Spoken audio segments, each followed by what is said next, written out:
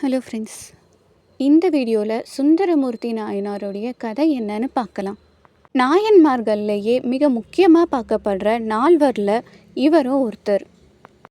இந்த சுந்தரமூர்த்தி நாயனார் சிவனுடைய அம்சம்னு சொல்கிறாங்க. சிவனை நம்ம எல்லாரும் ஒரு ஒரு ரூபமாக பார்ப்போம்.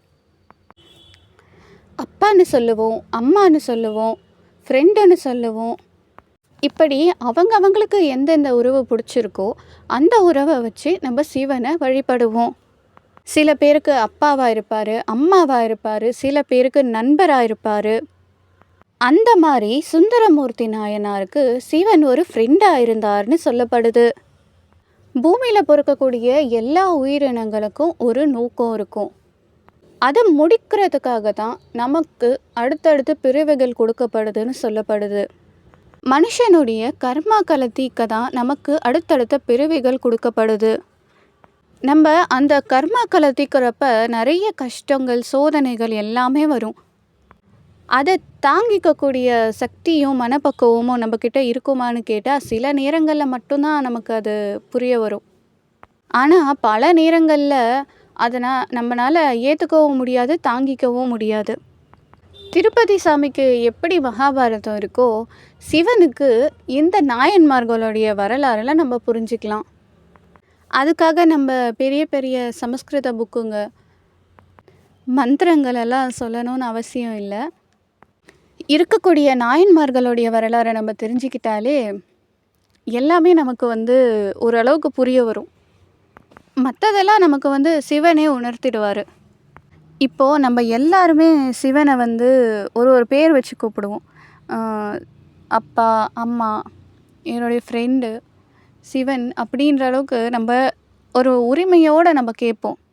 அதே மாதிரி தான் சுந்தரமூர்த்தி நாயனாரும் சிவனை தன்னுடைய ஃப்ரெண்டாக பார்ப்பாராம். எந்த பிரச்சனை வந்தாலும் என்ன ஆனாலும் ஒரு ஃப்ரெண்டு மாதிரி சிவன்கிட்ட போயிட்டு பேசுவாராம். மனுஷங்களுக்குள்ளே இருக்கிற ஃப்ரெண்ட்ஷிப்பை நம்ம பார்த்துருக்குறோம்.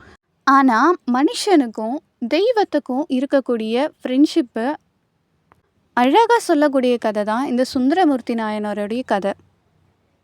இப்போ நம்ம படிக்கக்கூடிய நாயன்மார்களுடைய கதைகளை எழுதினதே சுந்தரமூர்த்தி நாயனார் தான்.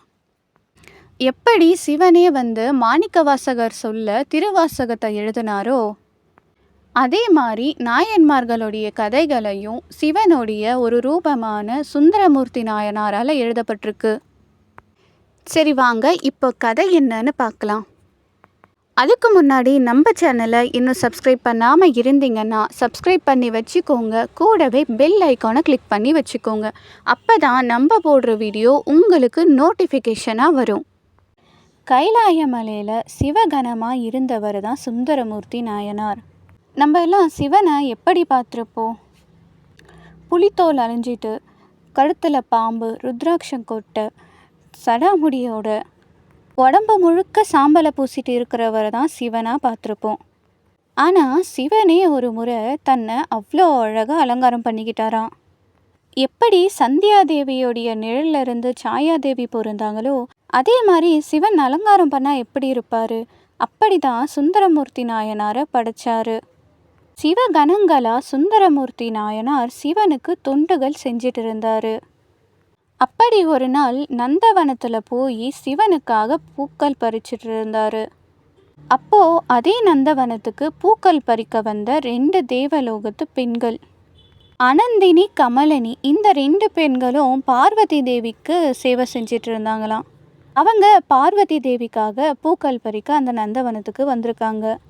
அவங்கள பார்த்த அந்த நொடி அவங்க அழகில் மயங்கி அப்படியே பார்த்தாரு. உடனே நம்ம நினைக்கிறது தப்பு, ஏன் இப்படி நினச்சோன்னு வருத்தப்பட்டார். அங்கே இருந்து பூக்களை பறிச்சுட்டு போயிட்டாரு. அந்த பூவை மாலையாக கட்டி சிவனுக்கு பூஜை பண்ண எடுத்துகிட்டு போனார். அப்போது சிவன் அவரை பார்த்து நந்தவனத்தில் என்ன பார்த்தீங்கன்னு கேட்டார். உடனே சுந்தரர் நான் ஒன்றும் பார்க்கலன்னு சொன்னார். ஆனால் சிவனுக்கு தெரியாமல் இருக்குமா? நீ ஆசைப்பட்டது தப்பில்லை, ஆனால் இது கைலாயம், இங்கே இந்த மாதிரி எண்ணங்கள் இருக்கக்கூடாது. நீ பூலோகத்துக்கு போ, அங்கே உன்னுடைய ஆசைகள் நிறைவேறினதுக்கு அப்புறம் என்கிட்ட வா அப்படின்னு சொன்னார். உடனே சுந்தரர் சிவனுடைய காலில் விழுந்து அழுதாரு. சாமி, ஏதோ தெரியாமல் தப்பு செஞ்சிட்டேன்.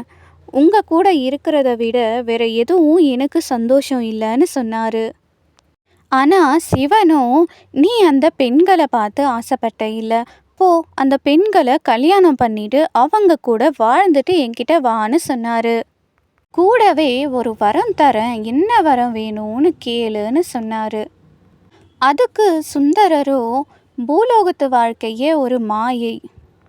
அப்படி நான் அந்த மாயையில் முழுகி நான் எதுனா தப்பு செய்யலாம். அப்படி நான் தப்பி செஞ்சா என்னை தடுத்து ஆட்கொள்ளணும்னு வேண்டிக்கிட்டாரு. அப்படின்னா எப்போவும் எனக்கு வழிகாட்டணும்னு கேட்டார். அப்படி இருந்தால் மட்டும் நான் பூலோகத்துக்கு போகிறேன்னு சொன்னார். சிவனும் சரின்னு வாக்கு கொடுத்தாரு. அடுத்து சுந்தரர் பூலோகத்தில் பிறக்கிறாரு. செடையனாருக்கும் இசைஞானியாருக்கும் மகனாக பிறக்கிறாரு. அவருக்கு நம்பியாரூரார்னு பேர் வைக்கிறாங்க. சிவனுடைய மொத்த அழகையும் கொண்டவர் சுந்தரர். அப்படி இருக்கிறப்ப அவர் எவ்வளோ அழகாக இருப்பார். சின்ன குழந்தையிலேயே அவ்வளோ அழகாக இருப்பாராம். அப்போது அந்த பக்கமாக போன மன்னர் அந்த குழந்தைய பார்த்து அந்த குழந்தைய தன் கூடவே வச்சுக்கணும்னு ஆசைப்பட்டாராம். அதே மாதிரி அவருடைய அரண்மனையிலேயே சுந்தரர் ஒரு இளவரசனை போல வாழ்ந்து வந்தார். என்னதான் இளவரசர் போல அரண்மனையில் வாழ்ந்து வந்தாலும் அவருடைய வேதிய குலத்தில் எப்படி வளருவாங்களோ அந்த மாதிரி அவரும் மந்திரங்கள் வேதங்கள் எல்லாம் படித்து வந்தார். கல்யாணம் பண்ணுற வயசு வந்துச்சு. பக்கத்து ஊரான புத்தூரில் சிவாச்சாரியாருடைய பொண்ணான சடங்கவின்ற பொண்ணோட சுந்தரருக்கு கல்யாணம் பண்ணி வைக்கலான்னு பேசி முடிவு பண்ணிட்டாங்க. என்னதான் சுந்தரர் வேதிய குலத்தில் பிறந்திருந்தாலும் ஒரு இளவரசனை போல தானே அரண்மனையில் வாழ்ந்து வந்தார். அதே மாதிரி ஒரு இளவரசனுடைய கல்யாணம் எப்படி இருக்குமோ அந்த மாதிரி பிரம்மாண்டமாக ஒரு திருவிழா மாதிரி அவருடைய கல்யாண அலங்காரம் இருந்துச்சு. கல்யாண நேரமும் வந்துச்சு. அப்போது சிவன் ஒரு சிவனடியார் மாதிரி அங்கே போனார். சுற்றி இருந்த எல்லாரும் அவரை கும்பிட்டாங்க. நம்பியாரூராரும் அவரை பார்த்து கும்பிட்டாரு. அந்த சிவனடியார் நம்பியாரூராரை பார்த்து தான் வந்த விஷயத்த சொல்கிறாரு. நீ என்னுடைய அடிமை, என் பின்னாடி வா அப்படின்னு சொன்னார். நம்பியாரூராருக்கு ரொம்ப கோபம் வந்துடுச்சு.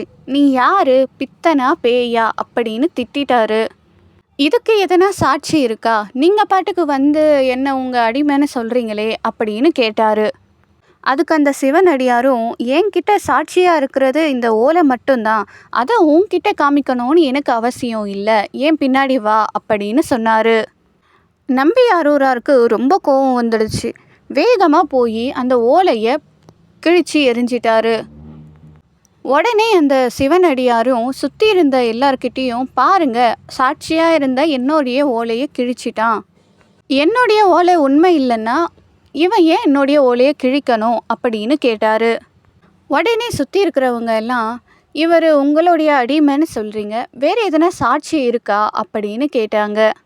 அதுக்கு அந்த சிவனடியாரும், இதை நிரூபிக்கணும்னா என்னோட திருவினைநல்லூருக்கு வாங்க அப்படின்னு நடக்க ஆரம்பிச்சிட்டாரு. எல்லாரும் அந்த சிவனடியார் பின்னாடி நடந்து போனாங்க திருவினைநல்லூருக்கு. எல்லாரும் திருவினைநல்லூருக்கு போனாங்க. அந்த காலத்துல எல்லாம் ஊர் தலைவர்கள், ஊர் பெரியவங்களை வச்சு தானே பஞ்சாயத்து பண்ணுவாங்க. அப்படி அந்த ஊர் தலைவர்கிட்ட போனாங்க. அங்கே பஞ்சாயத்தும் நடந்துச்சு. அவங்க கிட்ட நடந்தது எல்லாம் சிவனடியார் சொன்னார். அங்கே இருக்கிற பெரியவங்களும், அந்தனர் அடிமையாகிற பழக்கமே இல்லையே, நீங்கள் எப்படி அடிமைன்னு சொல்கிறீங்க, நீங்கள் சொல்கிறத நம்ப முடியலை, இதுக்கு எதுனா சாட்சி இருக்கான்னு கேட்டாங்க.